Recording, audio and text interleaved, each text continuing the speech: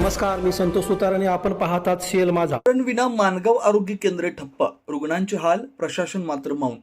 या मथळ्याखाली सीएल माझा न्यूजवर बातमी प्रसिद्ध होताच प्रशासनात खळबळ उडाली.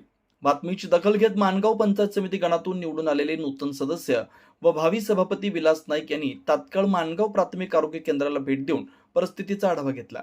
बातमी प्रसिद्ध झाल्यानंतर सोशल मीडिया व वर्तमानपत्रातून या प्रकरणाची जोरदार चर्चा सुरू असताना चर्चेत असणारे आरोग्य अधिकारी विनोद मोरे हे देखील केंद्रात हजर झाले होते.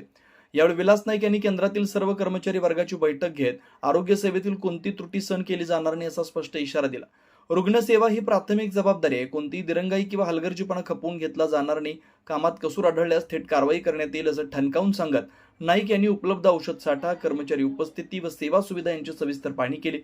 माणगाव प्राथमिक आरोग्य केंद्र हे चंदगड तालुक्यातील एक महत्त्वाचं केंद्र आहे. इथं दररोज मोठ्या संख्येनं रुग्ण उपचारासाठी येतात, त्यामुळे दिवसाबरोबरच रात्रीच्या वेळीही निवासी डॉक्टर हजर राहणं अत्यावश्यक असल्याचं त्यांनी स्पष्ट केलं.